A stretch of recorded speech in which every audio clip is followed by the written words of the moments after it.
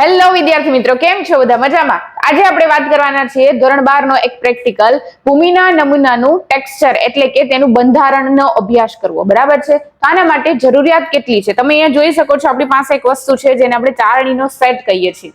આ ચારણીના સેટની અંદર ટોટલ તમે જોયું હશે, આ ઉપરનું ઢાંકણું છે અને આની અંદરની જે આ જાળી છે એની સાઈઝ અલગ અલગ હોય છે.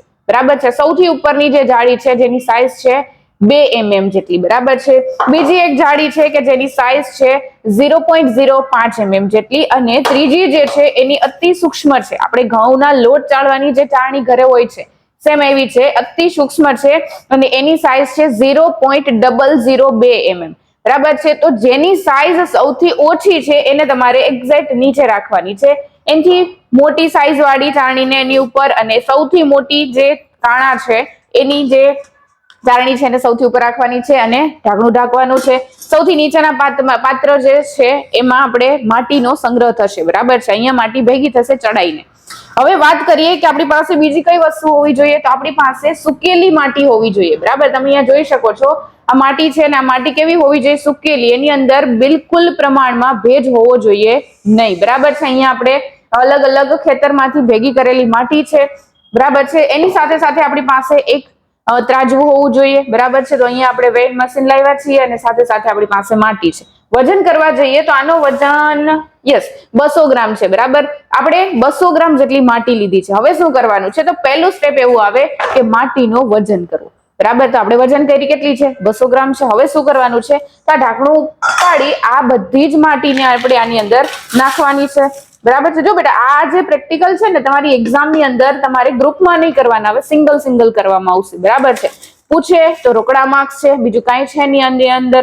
બરાબર છે? તો હવે આ માટી આમની અંદર ભરી દીધી છે. બરાબર? ઢાંકણું ઢાંકવાનું છે અને સારી રીતે હલાવવાની છે આવી રીતે. બીજી વસ્તુ, જો આ તમે છે ને આપણા ઘરે ઘણી વખત મમ્મીએ આપણને કીધું હોય કે ભાઈ આ લોટ ચાળી દે, તો આપણને ગમે નહીં, પરંતુ અહીંયા થોડુંક એક્સાઇટિંગ કાર્ય છે આ. બરાબર? મજા આવે એવી વસ્તુ છે, બહુ બોરિંગ પણ નથી. તો આવી રીતે આખી ચાળણીને આપણે હલાવવાની છે અને અંદરની બધી જ માટી ગળાઈ જવી જોઈએ. બરાબર છે? ચલો જોઈએ આપણે કઈ રીતનું ગળાણું છે. આવી રીતે આપણે હલાવી દીધી. બરાબર? હાથ દુખવા માંડે, કઈ વાંધો નહીં, થોડો વજન લાગશે, ફરી પાછું હલાવો.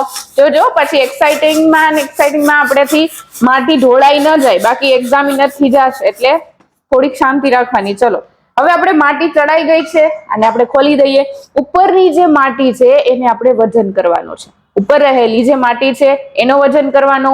એના પછી નીચેના બીજા નંબરની ચાળણીમાં જે માટી એવી છે એનો વજન કરવાનો, અને ત્રીજા નંબરની જે ચાળણી છે એની અંદર આવેલી માટીનો વજન કરવાનો, અને છેલ્લે સૌથી નીચે જે ચાળણીની અંદર માટી એવી છે, પાત્રની અંદર જે માટી છે એનો વજન કરવાનો. આ બધાનો વજન કર્યા પછી આપણી જર્નલની અંદર ટેબલ આપેલું છે. ટેબલ કઈ કેવું છે હું તમને સમજાવું. ટેબલમાં લખ્યું છે ભૂમિનો નમૂનો A અને B. જો આપણે એક જ નમૂનો આપવામાં આવશે એક્ઝામની અંદર, એટલે નમૂના નંબર 1 એની અંદર ટકાવારી કીધું છે. એનો મતલબ શું થાય? તો કે તમે જે માટી ચાળો છો, ચાળેલી માટીનું જે વજન કરો છો એ વજન તમારે ત્યાં લખવાનું છે. હવે બીજી વસ્તુ, રેતી આપી છે, કાંપ આપ્યો છે અને સૌથી નીચે આપી છે માટી. તો રેતી કોને કહેવાય? તો જો બેટા, આ જે ઉપરના ભાગમાં વધી છે ને એને આપણે રેતી કહીશું. બરાબર છે?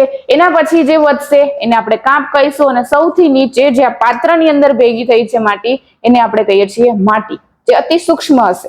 રેતી આપણે બધાને ખ્યાલ જ છે, થોડીક સાઈઝમાં મોટી હોય, કાંપ થોડીક સાઈઝમાં એનાથી નાનું હોય, અને સૌથી ઝીણી હોય એને આપણે માટી કહીએ. આ બધાનો તમારે વજન કરવાનો છે અને સાથે સાથે તમારે એનું બંધારણ લખવાનું છે. બરાબર છે? બંધારણમાં તમે શું લખશો? તો કે રેતી છે એ કેવી હશે? રેતાળ જમીનની હશે. બરાબર છે? માટી છે એકદમ સૂક્ષ્મ હોય. તો દરેક વસ્તુ તમારે ટેબલની અંદર લખવાની થશે. ક્લિયર? તો હવે આપણે ટેબલ ભરીએ. ચલો ઓકે, તો હવે આપણે વાત કરીએ અવલોકનની. જો બેટા, આપણે ચાળણી દ્વારા બધી જ માટી છે એને ચાળી લીધી છે, પરંતુ હવે આપણે 3 પ્રકારની માટી જોવા મળી છે. રેતી છે, કાંપ છે અને એકદમ ઝીણી માટી છે. બરાબર છે? તો સૌથી પહેલા આપણે એવું લખીએ કે લીધેલ માટીનો નમૂનાનું વજન. ભૂમિના નમૂનાનું વજન એ આપણને ખબર હોવું જોઈએ. પછી રેતીનું વજન ખબર હોવી જોઈએ. કાંપનું વજન, કાપનું વજન અને છેલ્લે આપણે મળ્યું છે માટીનું વજન. બરાબર છે. હવે ટોટલ વજન કેટલું હતું તો કે 200 ગ્રામ માટી લીધી હતી આપણે. 200 ગ્રામ ભૂમિનો નમૂનો લીધો તો રેતીનું વજન એમાંથી આપણને મળ્યું છે 100 ગ્રામની આસપાસ. બરાબર છે, 100 ગ્રામ મળ્યું છે. કાપની વાત કરું તો કાપ આપણને મળ્યો છે 70 ગ્રામ અને માટીનું વજન આપણને મળ્યું છે 30 ગ્રામ. બરાબર છે. હવે આ બધાને આપણે શેમાં ફેરવવાનું છે તો કે ટકાવારીની અંદર ફેરવવાનું છે. ક્લિયર આટલી વસ્તુ? હવે ટકાવારીમાં અહીંયા ટકાવારી કીધું છે. ટકાવારી માટે આપણને ખબર હોવી જોઈએ કે જો 200 ગ્રામ માટી હોય તો 200 ગ્રામ માટી એ 100% થાય. તો આપણી પાસે કેટલી માટી છે તો કે 100 ગ્રામ માટી છે. 100 ગ્રામ માટી છે તો કેટલા ટકા થાય? તો આપણને ડાયરેક્ટ ખબર પડી જાય રેતી કેટલા ટકા છે તો કે 50% છે. પરંતુ આપણે અહીંયા શું ગોતવાનું છે તો કે આપણે અહીંયા ગોતવાનું છે રેતી નહીં પરંતુ કાપનું વજન. કાપ કેટલું છે 70%. 70 ગ્રામ. 70 ગુણ્યા 100 એના ભાગ્યા 200. તો જવાબ આપણને કેટલો મળે તો કે 35%. તો 35% શું થઈ ગઈ? કાપ થઈ ગયો. અને બાકીનો જે 15% વધ્યું છે એ શું છે તો કે માટી વધી હશે. હવે આના ઉપરથી તમારે શું સાબિત કરવાનું છે તો કે બંધારણ સાબિત કરવાનું થાય. બંધારણ સાબિત કરવા માટે આપણે ટેક્સ્ટબુકની આપણી માર્ગદર્શિકાની અંદર એક ટેબલ આપેલું છે, ત્યાંથી તમને આઈડિયા આવી જશે. પરંતુ તેના દ્વારા આપણે કહી શકીએ કે લોમ પ્રકારનું માટી છે, લોમ પ્રકારની ભૂમિનો નમૂનો છે. લોમ પ્રકારની ભૂમિનો નમૂનો છે. આની સાથે સાથે જો બેટા આવી રીતે તમે અવલોકન ટેબલ ફિલ કરવાનું છે એક્ઝામની અંદર. પણ હવે આની સાથે સાથે આપણને બીજું એક ટેબલ આપ્યું છે જેમાં શું કીધું છે લીધેલા ભૂમિના નમૂનાનું વજન કેટલું છે તો કે 200 ગ્રામ આપણે ભૂમિનો નમૂનો લીધો તો અહીંયા લખવાનું 200 ગ્રામ. રેતીના ભાગનું વજન કેટલું છે તો કે 100 ગ્રામ રેતી મળી છે. રેતી આપણને ખ્યાલ છે જાજી હોય. કાપ અને માટી બંનેને ભેગું કરવાનું છે. તો 100 ગ્રામ રેતી હોય તો બાકીના 100 ગ્રામમાં શું હોય તો કે બંને ભેગી કાપ અને માટી. તો બાકીનો જે ભાગ વધ્યો છે 100 ગ્રામ કે જેની અંદર શું છે કાપ અને માટી.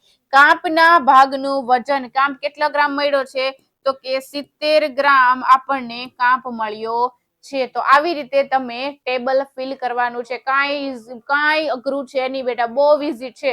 ક્લિયર આટલી વસ્તુ? તો અહીંયા આપણો પ્રેક્ટિકલ પૂરો થાય છે. આશા રાખું છું કે તમને પ્રેક્ટિકલ ની અંદર મજા આવી હશે. થોડુંક ઇન્ટરેસ્ટિંગ પ્રેક્ટિકલ હતો. બરાબર છે. સાથે સાથે તમારા ફ્રેન્ડ મિત્ર સાથે પણ આ પ્રેક્ટિકલને શેર કરજો, લાઈક કરજો અને સાથે સાથે હજુ પણ નવા આનાથી પણ વધારે પ્રેક્ટિકલની જરૂર હોય તો ફટાફટ કોમેન્ટ સેક્શનની અંદર મને કોમેન્ટ કરીને જણાવજો. મળીએ છીએ આપણે next time. Thank you so much. Bye bye.